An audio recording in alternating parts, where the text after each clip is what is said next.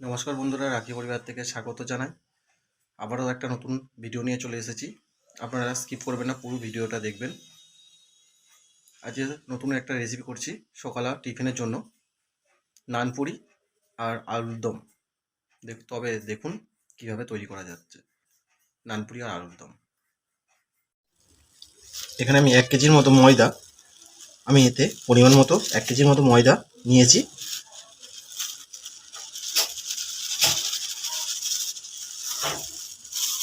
অল্প পরিমাণে আমি ময়দাটা রেখে দিয়েছি। এখানে মিষ্টি, সামান্য পরিমাণে মিষ্টি দিতে হবে, তাই কিছুটা পরিমাণে আমি বাতাসাগুলো এতে অ্যাড করে দিলাম। এরপর স্বাদ মতন লবণ এতে দিতে হবে।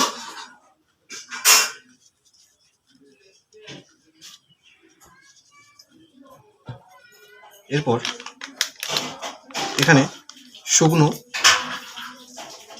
আমুল দুধ এতে দিতে হবে। শুকনো আমুল দুধটা কেন দিচ্ছি, যাতে নানপুরিটা টেস্টি হয় আর নরম থাকে।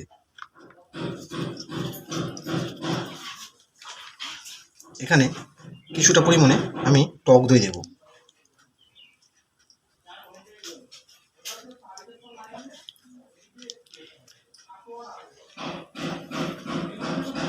কিছুটা পরিমাণে দেখতে পাচ্ছেন ডাবের জল দেব।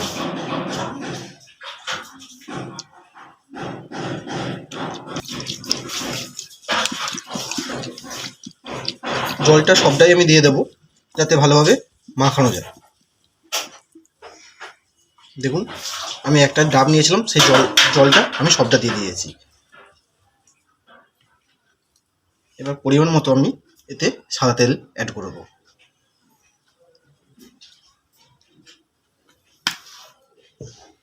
এই সব উপকরণটা আমি ভালোভাবে হাতের দ্বারাই ভালোভাবে মাখিয়ে নেব।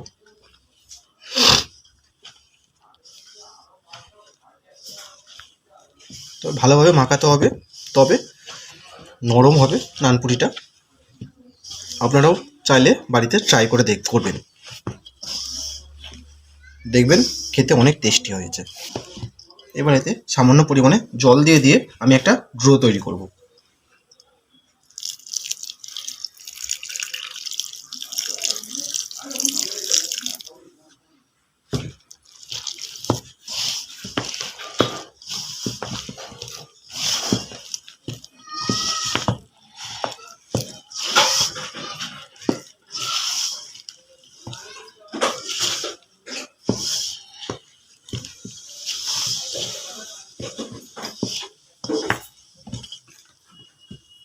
আমি আবারও সামান্য পরিমাণে জল নিয়ে ডোটা খুব নরমভাবে মাখাবো।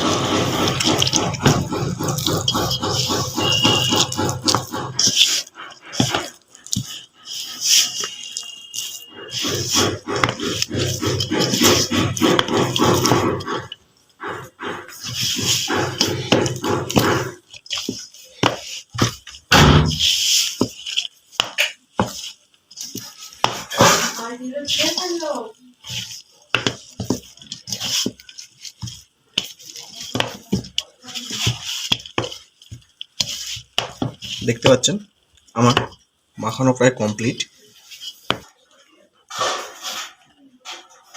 এরপর আমি একটু বেশি পরিমাণে সাদা তেল মাখিয়ে এটাকে 5 মিনিটের মতো আমি চাপা দিয়ে রাখবো।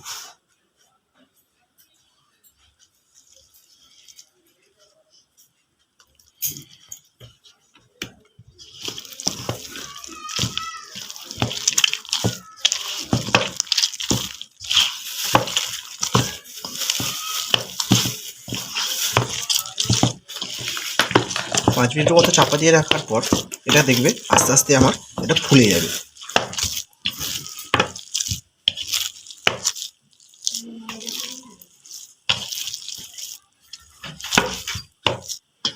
দেখুন মাখা হয়ে গেছে, এটাকে আমি এবার চাপা দিয়ে রাখবো। 5 মিনিটের মতো আমি ওয়েট করছি, তারপরে আবার আপনাদেরকে দেখাবো কীভাবে নানপুরিটা ভাজা হচ্ছে।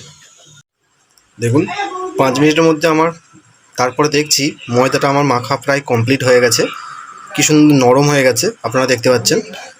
এই 5 মিনিটের মধ্যে আমি কিছুটা পরিমাণে আলুর দম বলেছিলাম, আলু কেটে নিয়েছি, টমেটো কেটে নিয়েছি, আর এখানে নারকলের দুধুনি বের করে নিয়েছি, আদা জিরে বাটা, আর এখানে চন্দনী বাটা, আর তেল ঝাল মশলা তো বাকিটা আছে। এরপর শুরু করতে চলেছি। আমি নানটা আগে ভেজে নেব, তারপরে আলুর দমটা আমি করব।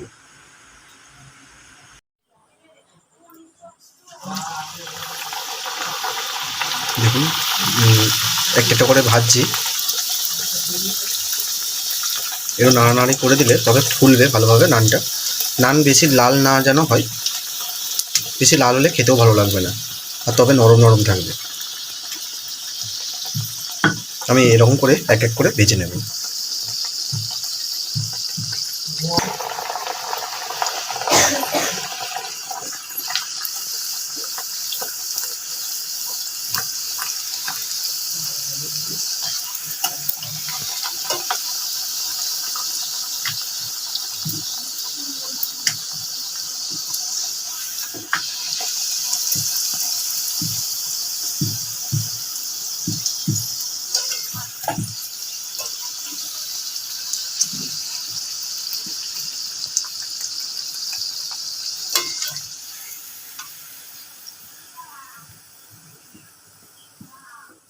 দেখতেই পাচ্ছেন নানটা আমার কত সুন্দর হয়েছে।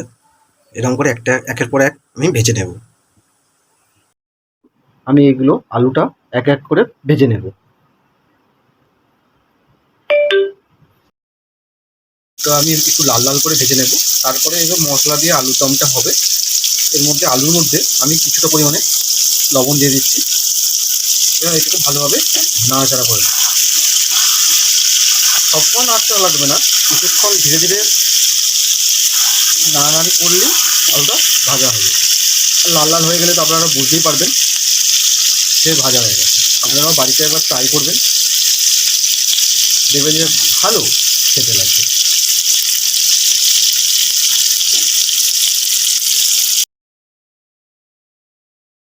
দেখুন আমার আলু ভাজা হয়ে গেছে।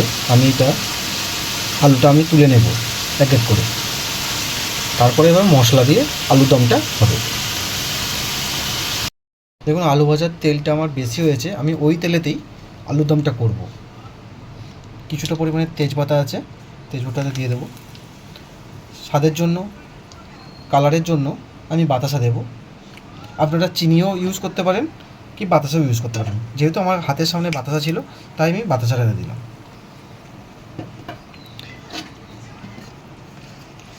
এরপর কুচানো টমেটোগুলো আমি এতে দিয়ে দেবো।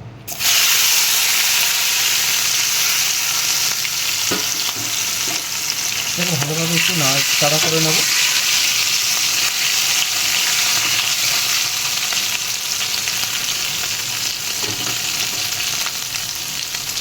এখানে আদা আর জিরে বাটা আমি এটা দিয়ে দেবো, দিয়ে ভালোভাবে এটাকে ভাজবো।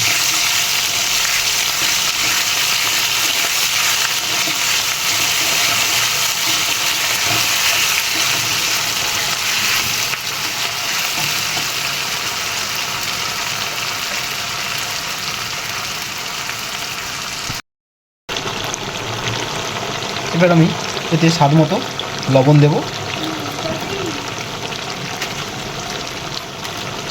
পরিমাণ মতো লঙ্কা দেব, লঙ্কার গুঁড়ো,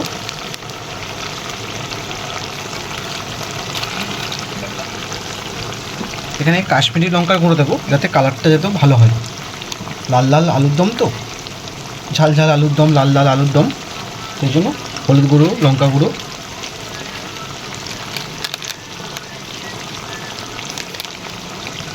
দিয়ে এটাকে ভালোভাবে মশলাটাকে আমি নাড়াচাড়া করবো।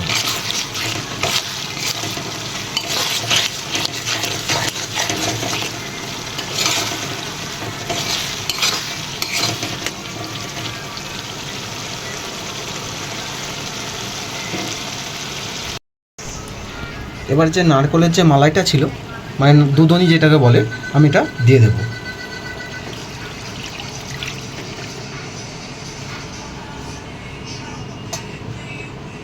এটাকে ভালোভাবে একটু নাড়াচাড়া করে নেব। এটাকে একটু ফুটে গেলে তারপর আমি আলুটা যে ভাজা ছিল আলুটা আমি দিয়ে দেব।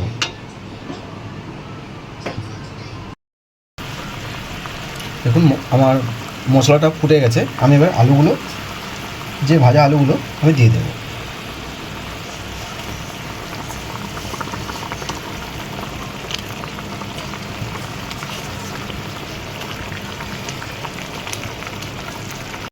দেখুন নানপুরি আর আলুর দম আমার রেডি হয়ে গেছে। আপনারা দেখে বলবেন কেমন হয়েছে, আপনারা বাড়িতে ট্রাই করবেন। চলুন আজকের মতো টাটা।